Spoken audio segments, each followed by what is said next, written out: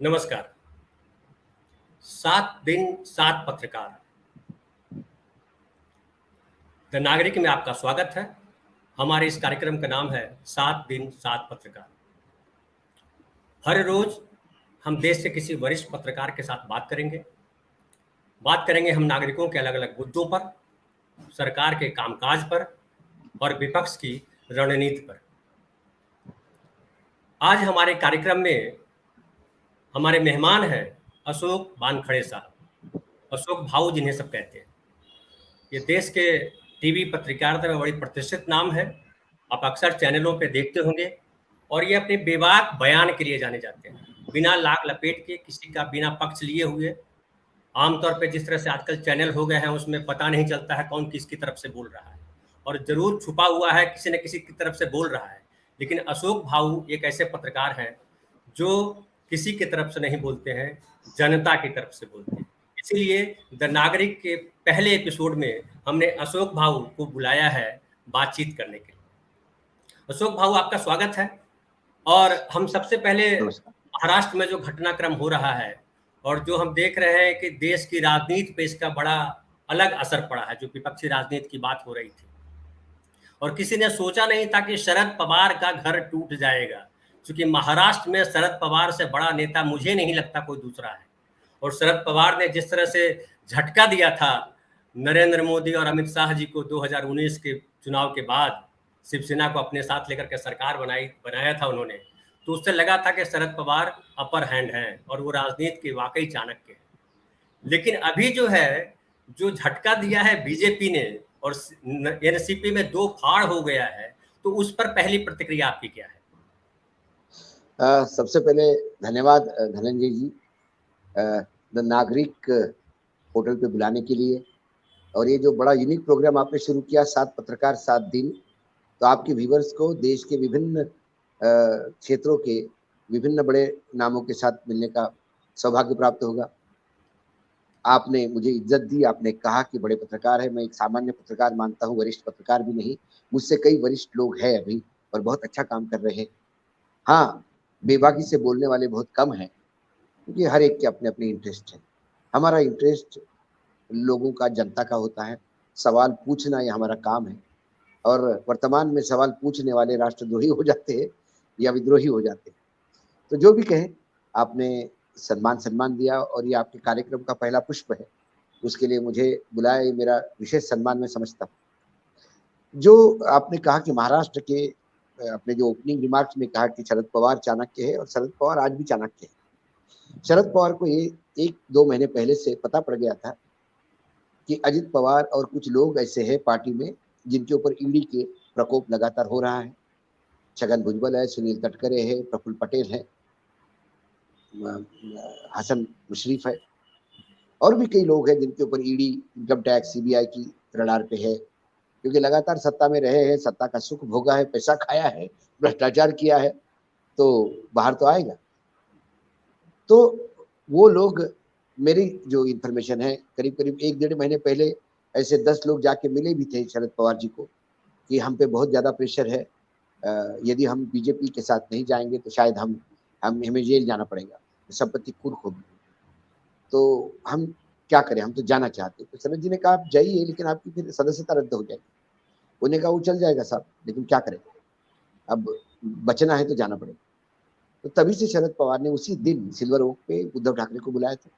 और तो पहला ट्वीट आया था, 2 महीने पहले की बात कर रहा हूँ मैं, जो संजय राउत ने किया था कि पार्टी में कुछ लोग जा रहे हैं, और वहां से शुरू हुआ घमासान। अजित पवार पे सबसे ज्यादा प्रेशर है। अजित पवार के बहुत नजदीकी, उनके अपने घर तक एजेंसियां पहुंच गई हैं। और प्रधानमंत्री जी ने भोपाल में फिर से एक बार उस सिंचन घोटाला 17,000 करोड़ का जिक्र किया और कहा मैं इनको छोड़ूंगा नहीं। मुझे लगता है कि उसने वो बहुत बड़ा काम कर दिया कि उससे वो और डर गए और उन्होंने तय कर लिया कि हम जा रहे हैं। अब ये अभी तक कंफर्म नहीं है कि पार्टी में 2 फाड़ हुई है। अजित पवार बताने को तैयार नहीं उनके साथ कितने लोग हैं। बीजेपी बताने को तैयार नहीं है कि उनके साथ कितने, अजित पवार के साथ कितने लोग आए हैं। राज्यपाल का ऑफिस चुप है। शरद पवार भी बताने को तैयार नहीं कि उनके पास से कितने लोग गए हैं, क्योंकि ये सब फ्लोटिंग आंकड़े हैं, मीडिया अपना अपना कयास लगा रहा है। 29, 19 से लेके 45 तक आंकड़े घूम रहे हैं मार्केट, लेकिन बहुत सारे लोग वापस भी आ रहे हैं। जो अमोल कोल्हे थे, सांसद थे, वो उस दिन थे शपथ विधि में, लेकिन उनने बाद में एक बात ट्वीट किया कि जब दिमाग में जद्दोजहद हो तो दिल की सुन लेनी चाहिए, क्योंकि दिमाग कई बार फरेब कर लेता है। लेकिन अशोक भाऊ, ये तो जब आप कह रहे हैं कि उनको पता था शरद पवार साहब को, तो ये तो कहा जा सकता कि शरद पवार अपना घर नहीं बचा पाए। नहीं नहीं, सवाल बचाने का नहीं है। देखिए, जब ईडी का प्रकोप हो और जब लोग जाना चाहे, तो ऐसे में आप शरद पवार, ईडी तो ये नहीं कर सकते और किसी को बोल नहीं सकते जेल जाए। शरद पवार के 2 लोग थे, नवाब मलिक अभी भी जेल में है, अनिल देशमुख 1-1.5 साल जेल में रह के आए हैं। इसके पहले छगन भुजबल भी साथ में थे, वो भी 1-1.5 साल जेल में रह के आए हैं, लेकिन उन्होंने पार्टी नहीं छोड़ी, ना नीचे मुंडी की, ना लगातार बने रहे। लेकिन शायद 1.5 साल का उनका जेल का अनुभव इतना कड़वा था, उनको लगा और जाना पड़े तो ज्यादा तकलीफ होगी, तो इसलिए वो ज्वाइन कर गए। ये बात ईडी की शिवसेना को भी पता थी। जब आप एजेंसी का ब्लंट यूज करते हो तो उसमें कोई क्या कर सकता है। आप अपना घर बचा रहे, हर आदमी अपने आप को बचाएगा। क्या पार्टी टूटी? क्या शिवसेना टूटी? क्या शिवसेना के साथ 41 विधायक चले गए। सर्वोच्च न्यायालय ने कहा कि विधायक और एमपीज यानी सांसद और विधायक पार्टी नहीं होते। सर्वोच्च न्यायालय ने यह निर्णय दिया है कि ओरिजिनल पार्टी इनसे अलग भी होती है। अब वो एक मामला पड़ा है हायर बेंच के पास और एक बाकी स्पीकर के पास। अब ऐसे सुप्रीम कोर्ट के उस निर्णय के बाद अब स्पीकर के लिए भी बहुत तकलीफ वाला मामला हो जाएगा कि वो अजित पवार ने अपॉइंटेड व्हीप को एक्सेप्टेंस कैसा करेंगे, क्योंकि अभी भी पार्टी शरद पवार की है, एमपी शरद पवार के पास है, एमएलए कितने हैं आपके पास ये बता नहीं सकते। ये 4-5 तारीख तक और क्लियर हो जाएगा कि पार्टी में 2 फाड़ हुई कैसी हुई। शरद पवार इनके आदि है। शरद पवार को 1980 में, हाँ कि अशोक बाबू, मैं कह रहा था कि जो शरद पवार जी ने जो 17 में गुरु पूर्णिमा के दिन अपने गुरु यशवंत राव चौहान साहब की समाधि पे जाकर के उनको प्रणाम किया, और वहां जो उन्होंने प्रेस के साथ बात की, उसमें उन्होंने कहा कि 3 महीने में महाराष्ट्र की पिक्चर बदल जाएगी। बिल्कुल बदल इस बयान को आप किस तरह देख रहे हैं? नहीं नहीं, बिल्कुल बदल जाएगी। इसके पहले भी उन्होंने किया है। 1980 में उनके पास 58 लोग थे, वो लीडर ऑफ अपोजिशन थे। 58 में से 52 चले गए, सिर्फ 6 लोग रह गए, वो 5 लोगों के नेता थे। उन्होंने फिर पार्टी तैयार की और चुनाव में 59 लोग जितवा के लाए। उनका एक बेस है, पश्चिम महाराष्ट्र में उनका बेस है। सातारा पुणे से लेके सोलापुर तक, कोल्हापुर, सांगली, सोलापुर, सातारा, सोलापुर तक एक बेंच है उनका। कुछ पॉकेट्स है महाराष्ट्र में जहां राष्ट्रवादी के लोग हैं। शरद पवार को आज भी मानते क्योंकि शरद पवार एक्टिव है। कई लोगों का ये कहना है कि 1980 और 2023 में 43 साल का फर्क है। क्या शरद पवार के पास वो एनर्जी है? तो फिर 2019 चलिए, सिर्फ 4 साल पीछे, जब शरद पवार को ईडी की नोटिस मिली तो शरद पवार इसी कैंसर से ग्रस्त थे। अभी जो स्थिति थी वही स्थिति थी उनकी। शरीर साथ नहीं दे रहा था, व्याधि से पूरी तरह से ग्रस्त थे, लेकिन उसके बाद उन्होंने दिन रात मेहनत की और पूरी महाराष्ट्र की सियासत की बाजी पलट। जो क्लीन स्वीप होना था, 2/3 जीतना था, वो ऐसा समीकरण हो गया कि शिवसेना के बगैर बीजेपी सरकार नहीं बना सकती थी, शिवसेना बीजेपी के बगैर नहीं, ये तीनों इकट्ठा हो गए तो बीजेपी नहीं, और इन तीनों ने सरकार बनाई। आरोप कुछ भी लगे कि तुमने तोड़ा, तो इसके पहले बीजेपी ने क्या किया? बिहार में आरजेडी, लालू यादव इकट्ठा लड़े थे, उनको तोड़ा। तब नैतिकता अपनी जगह पे थी। नैतिकता की बातें तो अभी किसी भी राजनीतिक दल को शोभा नहीं देती, क्योंकि अनैतिकता के पैमाने पे ही लोग सत्ता में आने का जुगाड़ करते हैं। 2018 से लेकर 2023 तक 31 विधानसभा के चुनाव हुए धनंजय जी इस देश में। 31 विधानसभाओं में सिर्फ 6 विधानसभा में बीजेपी चुनाव जीती है। नरेंद्र मोदी जो सबसे बड़ा ब्रांड है, उसका स्ट्राइक रेट 20% है मात्र। बाकी जगह पे इनकी सरकार जुगाड़ सरकार है। तो जब आप जुगाड़ सरकार के लिए तैयार है, तो विपक्ष भी तैयार है कि ये तोड़ाफोड़ी होगी, तोड़ाफोड़ी होगी, नए कलेवर से पार्टी होगी।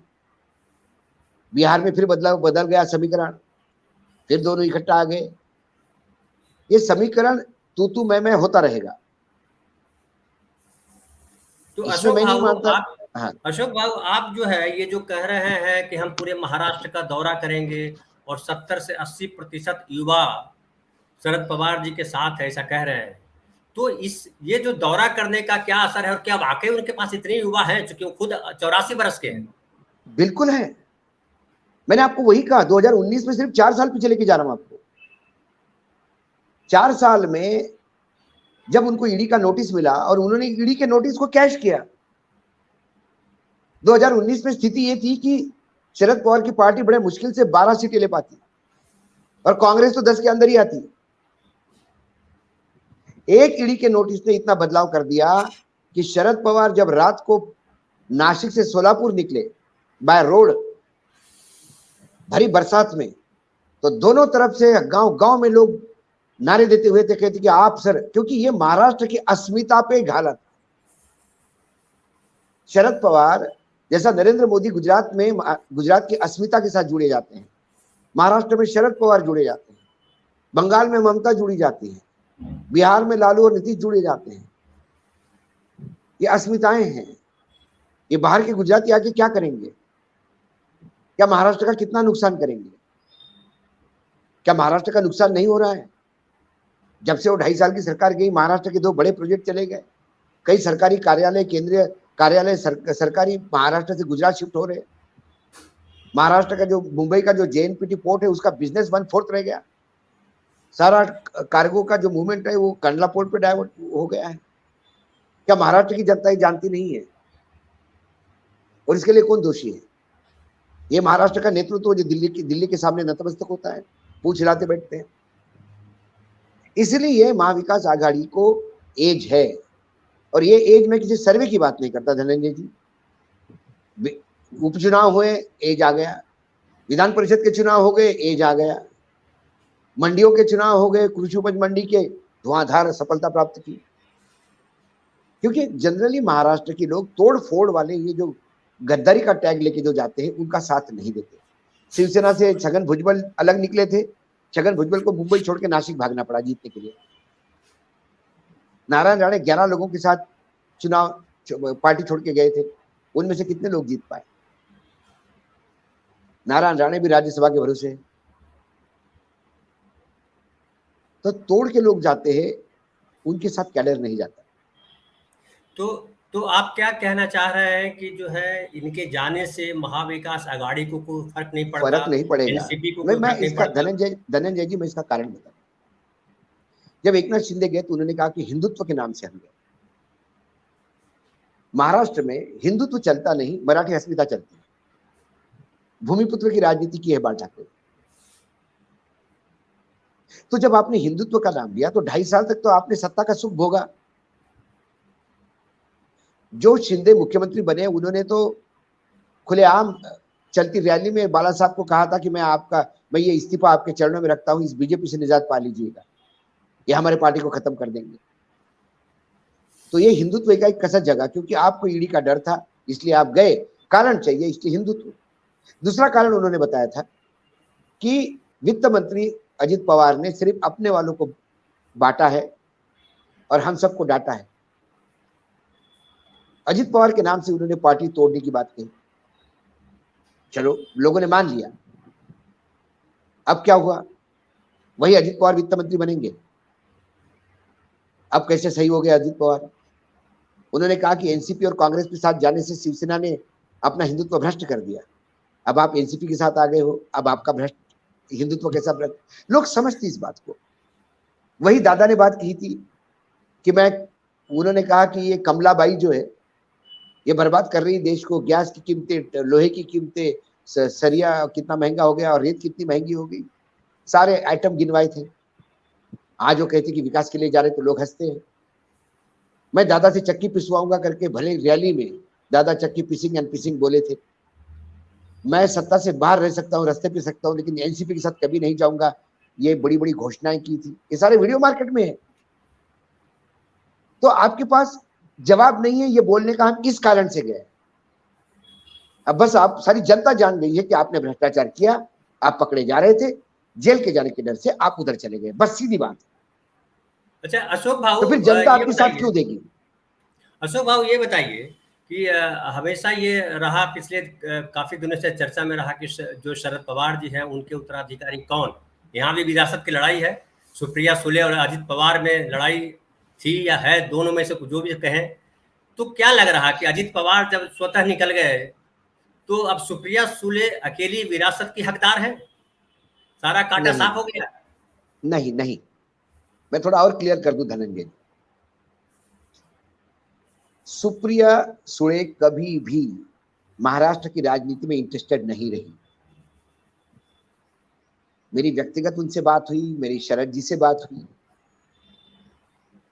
वो दिल्ली की राजनीति में खुश है। दादा कभी दिल्ली की राजनीति में कंफर्टेबल नहीं गए। वो एक बार विधायक सांसद रहे थे और वो तो दिल्ली से बहुत दूर भागते हैं। वो महाराष्ट्र छोड़ना नहीं चाहते। दोनों का एरिया ऑफ इंटरेस्ट अलग था, दोनों एक थे। सवाल है कि अजित पवार को गुस्सा बहुत जल्दी आ जाता है और गुस्से में कई बार वो गलत निर्णय करते हैं। जब पार्टी चलाना हो तो आपको पूरे पार्टी का संगठन चलाने के लिए आदमी को सौम्य होना बहुत जरूरी है, अकोमोडेटिव होना जरूरी है। इसलिए हमेशा किसी ना किसी को पार्टी का अध्यक्ष बना के रखा है शरद पवार। इन्हें फ्रंट रनर यही रहे। सरकार में जब थे तो उप मुख्यमंत्री यही थे। सारी सरकार अजीत दादा ही चला रहे थे वर्चुअली महाविकास आघाड़ी। लेकिन पार्टी का संगठन हमेशा शरद पवार ने अपने पास रखा और जयंत पाटिल के पास। इस बार अजित पवार कोई संगठन की लड़ाई नहीं थी। उनको तो राष्ट्रीय अध्यक्ष बनाते तो बोलते मैं क्या करूंगा राष्ट्रीय अध्यक्ष जाके, कौन जाएगा बिहार, कौन बिहार के और उत्तर प्रदेश के यूनिट में अपना पार्टी का ये प्रस्ताव ये अपने से नहीं होगा। मैं महाराष्ट्र में खुश हूँ। उन्होंने मुझे भी कहा व्यक्तिगत रूप से कि महाराष्ट्र सोडून मला कधी जायचं नाही बाहेर, मी I am happy with Maharashtra. सवाल वो भी नहीं था, सवाल था ईडी का। और शरद पवार ईडी से किसी को बचा नहीं पा रहे थे। उनके दो मंत्री अंदर थे। लेकिन अभी क्या होगा धनंजय जी, ईडी, इनकम टैक्स और सीबीआई का उपयोग कैसा किया जाता है ये सब राजनीतिक दलों को समझ में आ गया। बीजेपी अमर पट्टा लेके नहीं आएगी। जिस दिन केंद्र में किसी और की सत्ता आएगी वो वही करेगा जो मोदी जी ने किया है। अरे भाऊ, ये तो नेताओं की लड़ाई है। महाराष्ट्र की जनता उसको किस तरह से देख रही है? महाराष्ट्र की जनता क्या समझ रही है? ठगी हुई महसूस कर रही है।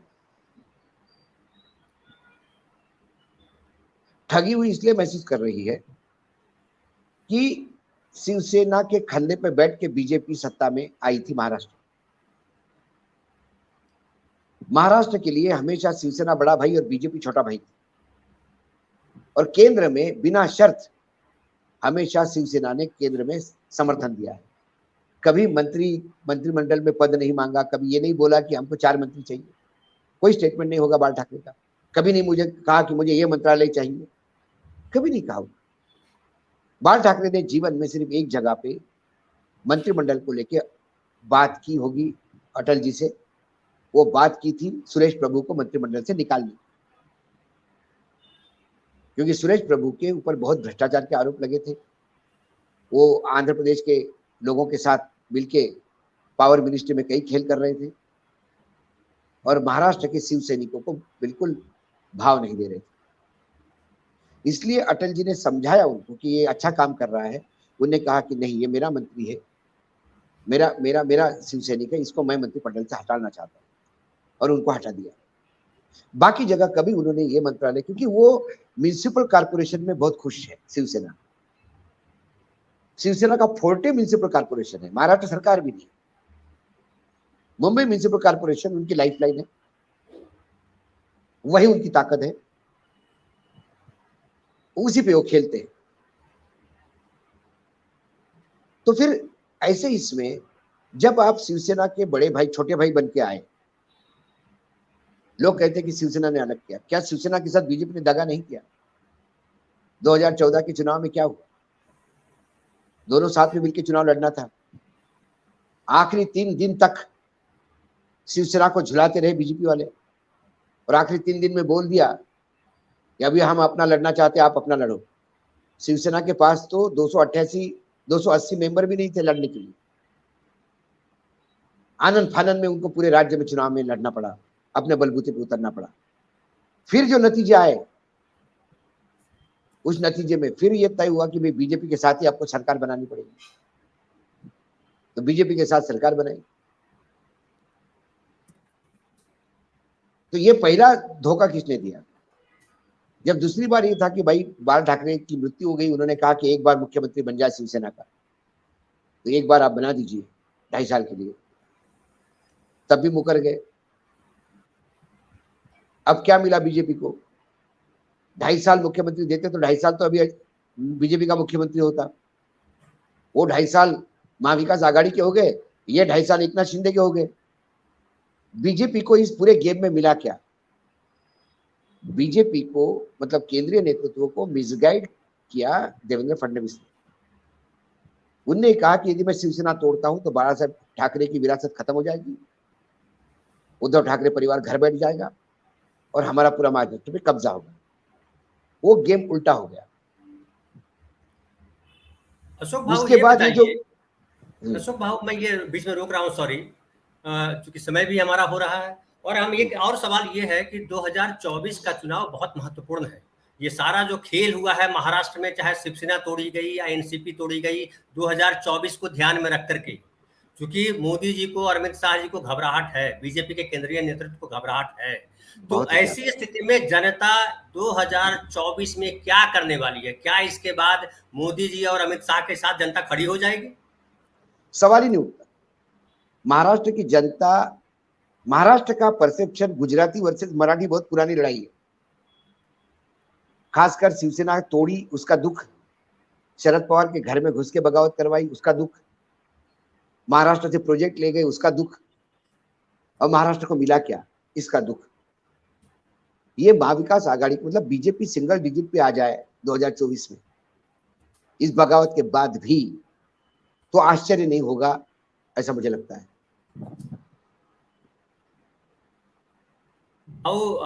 आप जो है आए हमारे कार्यक्रम में, आपने बात की, और आपका बहुत बहुत धन्यवाद। हम फिर आपके साथ संवाद करेंगे। आभार आपका। तो दोस्तों, अभी हम बात कर रहे थे 7 दिन 7 पत्रकार के पहले एपिसोड में अशोक वानखड़े साहब से। हमारा दूसरा कार्यक्रम है जो दोपहर 3:30 पर आएगा। प्रोग्राम का नाम है चाय चर्चा और चेंज। चाय चर्चा और चेंज। आज के कार्यक्रम में विषय है चर्चा का, क्या नीतीश कुमार टूटेंगे या नीतीश कुमार तोड़ देंगे? चर्चा में भाग लेंगे देश के जाने माने 3 पत्रकार।